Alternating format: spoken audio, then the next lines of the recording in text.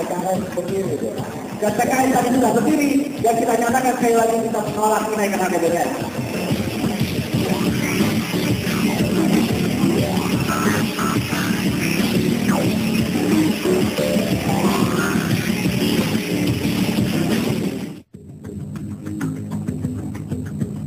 Di ujung Maret 2012, demonstrasi mahasiswa dan buruh merebak di sekujur negeri, menolak rencana pemerintahan Susilo Bambang Yudhoyono menaikkan harga bahan bakar minyak.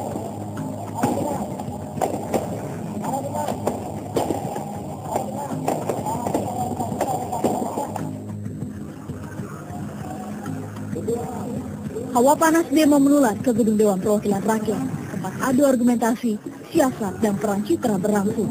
Suara DPR terbelah dua, sebuah oposisi sejak awal menolak kenaikan harga BBM. Kubu seberang yakni koalisi parpol pendukung pemerintah ternyata tak solid. Partai Keadilan Sejahtera PKS meninggalkan barisan turut menolak harga BBM. Koalisi partai politik sebenarnya khas sistem pemerintahan parlementer, tapi belakangan lengket dengan negeri kita dan menganut sistem presidensial. Berikut sejumlah praktik koalisi di masa reformasi yang tak selalu berakhir manis.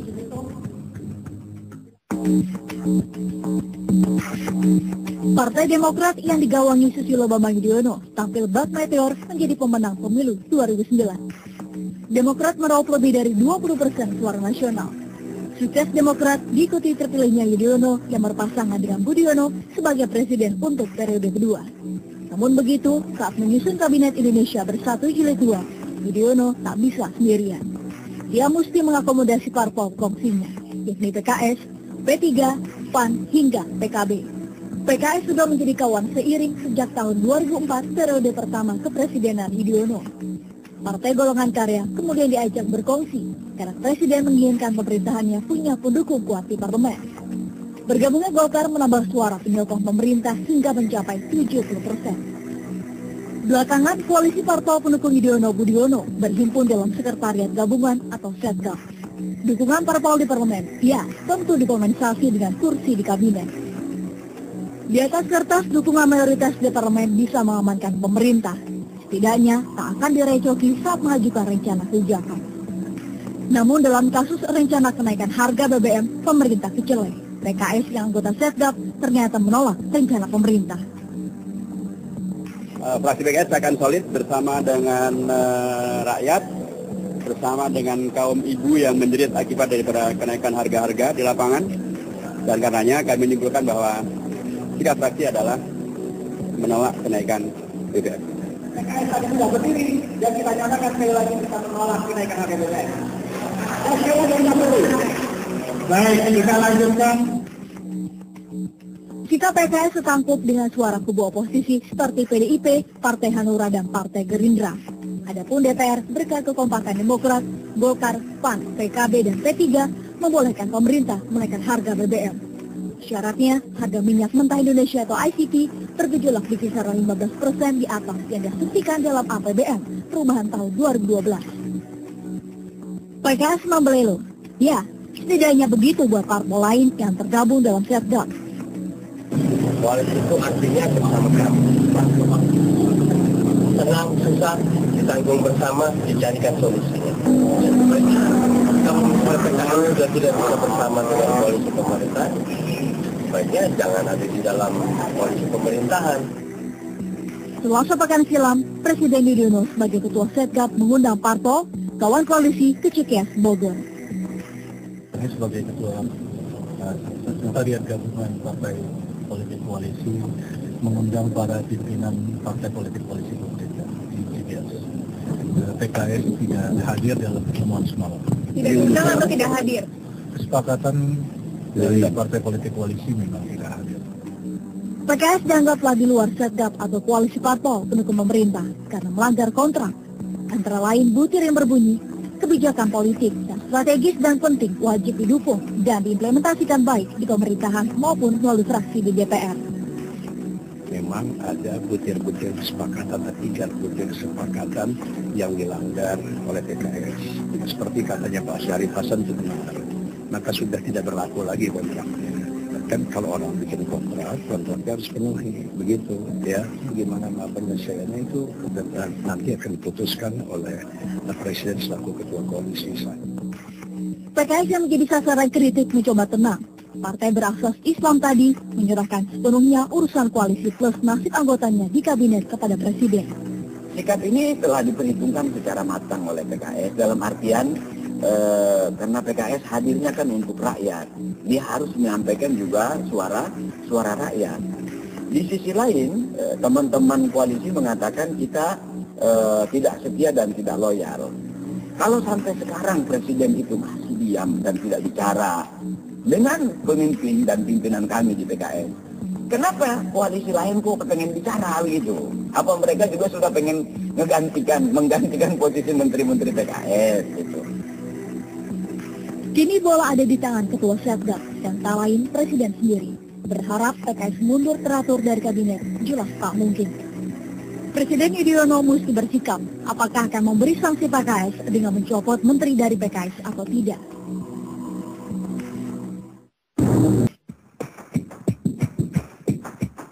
Cerita seputar koalisi partai politik bukan barang baru dalam pemerintahan Yudhoyono.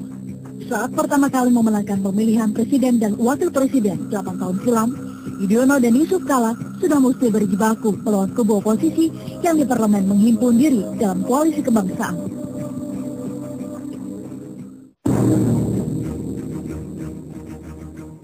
Dengan Partai Golkar, sang pemenang pemilu 2004 bergabung, koalisi kebangsaan menjadi kekuatan signifikan di parlemen. Apalagi di situ juga berkumpul P3, PBR, dan PDS.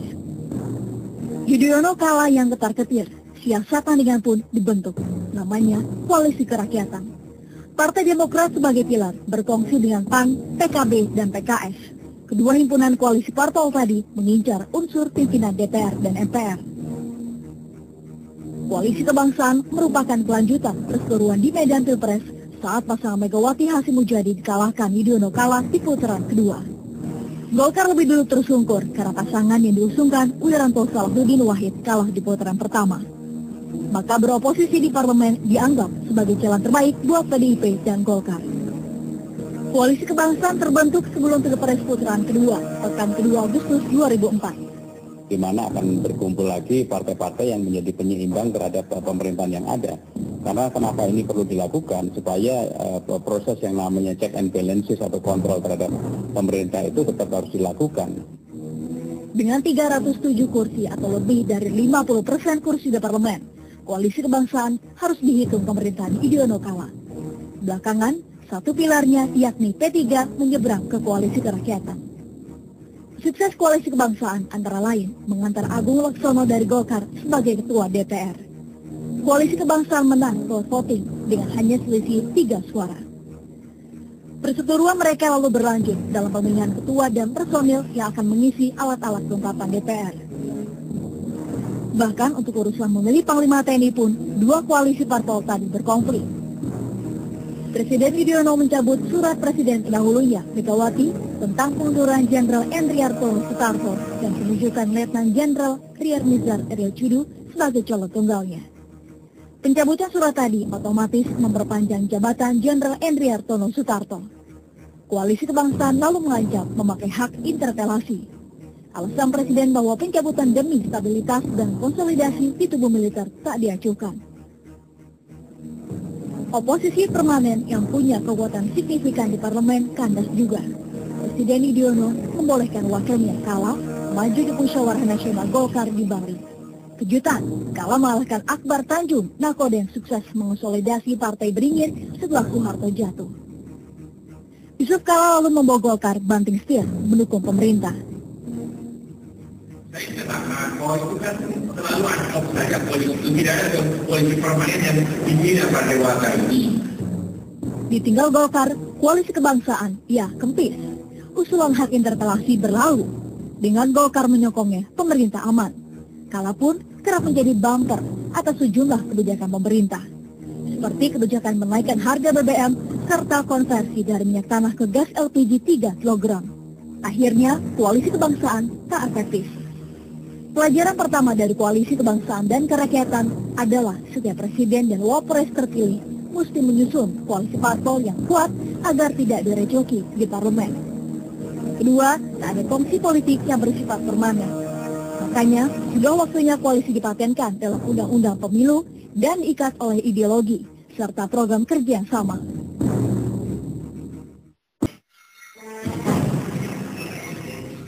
Pasca Soeharto jatuh, Indonesia menggelar pemilihan umum yang diakui sebagai paling demokratis setelah pemilu tahun 1955. Di tengah sistem multipartai, Partai Demokrasi Indonesia Perjuangan yang dinahkodai Megawati Soekarnoputri menang dengan menangguk lebih dari sepertiga suara sah.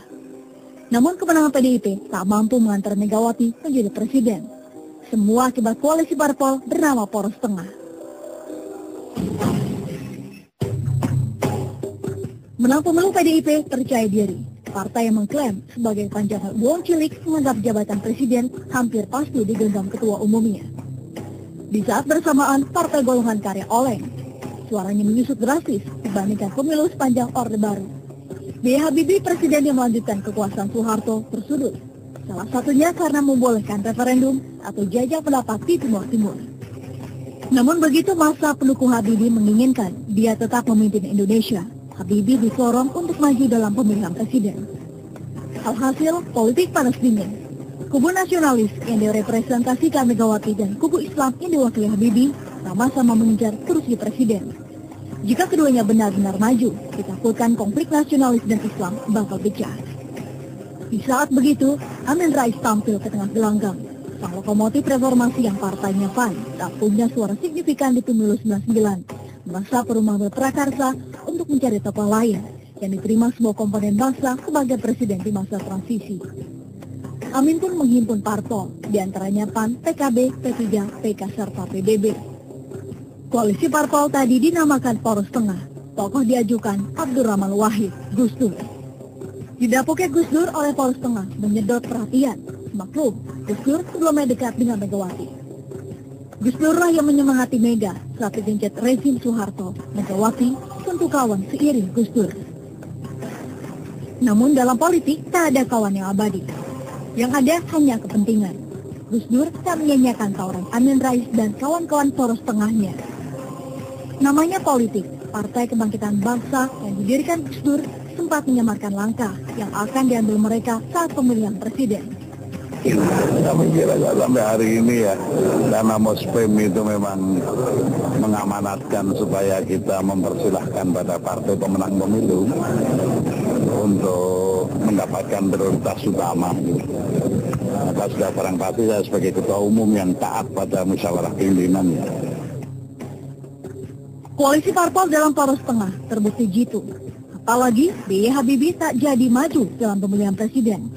Salah satunya karena laporan pertanggungjawabannya ditolak MPR. Yang rugi tentu saja Megawati. Karena suara anggota MPR dari Partai Golkar sudah pasti tak mungkin disetor pada dia. Yang untung Gus Dur. Dia terpilih sebagai Presiden Republik Indonesia keempat. Sokongan penuh koalisi parpol tentu tak gratis. Gus Dur memasukkan hampir semua tokoh dari kawan koalisinya ke Kabinet Persatuan Nasional, termasuk dari PDIP dan Golkar. Alhasil, Kabinet Gus Dur adalah Kabinet Pelangi. Poros Tengah tak pelak lagi menjadi koalisi parpol dan menunjukkan keunikan politik Indonesia. Koalisi parpol yang identik dengan sistem pemerintahan parlementer mesti dijalankan di negara yang mengadopsi sistem presidensial seperti kita. Yang paling muram karena tak ada single majority alias pemenang tunggal. PDIP yang memenangkan pemilu 1999 mesti menerima nasib. Ketua umumnya Megawati gagal menjadi presiden.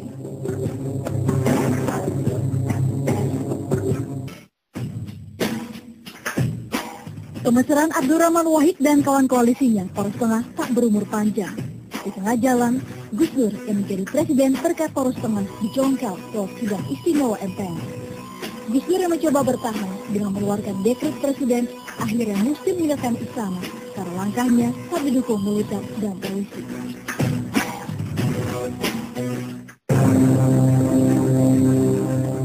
Retaknya hubungan Gus Dur dan kawan koalisi, apalagi jika bukan karena kursi di kabinet. Didahului mundur Wiranto dari Kabinet Persatuan Nasional, Gus Dur lantas ringan tangan mencopot menteri-menterinya. tak terkecuali Laksamana Soekardi dari PDIP dan Yusuf Kala dari Golkar. Mereka dicopot karena dianggap terlibat praktik korupsi, kolusi, dan nepotisme atau KKN. Langkahnya tadi bak memotong pilar-pilar kekuasaan Gus Dur sendiri. Apalagi kalau mencuat skandal Bulog Gate dan Brunei Gate yang dituduhkan kepada Gus Dur. Hubungan Gus Dur dan parlemen pun tak mesra, bahkan panas. Gus Dur menjadi alamat serangan parpol-parpol di parlemen. Di awal Februari 2001, DPR memberi Gus Dur memorandum pertama. Gus Dur tak peduli. Memorandum kedua pun menyusul 2 bulan berselang. Gus Dur baru menjawabnya. Ini adalah langkah yang maju, jadi harapan agar konstruksi politik ini tidak berlebihan, bisa berkurang dengan ucapan-ucapan tersebut. Tetapi mudah-mudahan ini dilakukan secara tulus dan bisa disosialisasikan kepada pendukungnya. Saya harapkan bahwa apapun keputusan Dewan nanti pada tanggal 30 April, maka itu adalah sesuatu yang betul-betul harus diindahkan oleh Presiden. Atas dasar masukan dan informasi yang kita berikan kepada Presiden lewat PKB bahwa memorandum 2 itu sebuah produk politik yang tidak bisa dinafikan. Memorandum yang tak lain pernyataan ketidakpuasan atau ketidakpercayaan DPR atas jawaban Presiden mengenai satu masalah akhirnya berujung pada sidang istimewa MPR. Dengan Akbar Tanjung sebagai Ketua DPR dan Amin Rais sebagai Ketua MPR, jalan menuju impeachment alias pemakzulan Gus Dur terbuka lebar. Angin politik yang berembus kencang tadi, jawab Gus Dur dengan dekret Presiden. Beberapa partai utama berkumpul di kebagusan di rumah itu Megawati Soekarno Putri. Sekeluar dari sana, maka Mas Amin Rais mengatakan bahwa dalam beberapa hari ini akan ada pimpinan nasional yang baru. Salah satu di antara dibentuk ini adalah pembentukan DPR dan MPR. Dan itu TNI dan Polri berkewajiban untuk menghalangi adanya sidang istimewa yang akan digelar besok pagi. Ditinggal ramai-ramai kawan, seiring dekret dan keluarga Gus Dur mati angin, parlemen jalan terus, malah sidang istimewa MPR dipercepat. MPR lalu memakzulkan Gus Dur dan mengangkat Megawati Soekarno Putri sebagai presiden. Maka sejak hari ini, jam ini, detik ini, bangsa dan negara Republik Indonesia telah mempunyai presiden baru, yaitu Presiden Megawati Soekarno Putri. Megawati mengucapkan sumpah sebagai presiden. Demi Allah, saya bersumpah akan memenuhi kewajiban Presiden Republik Indonesia dengan sebaik-baiknya dan seadil-adilnya. Menjadi presiden, Megawati membentuk kabinet gotong royong yang mengakomodasi parpol pemilik kursi di parlemen. Tak terkecuali PKB yang identik dengan Gus Dur. Kontras dengan Gus Dur, Megawati bersikap lembut pada kawan koalisinya. Secara tadi manjur, Megawati tenang memerintah.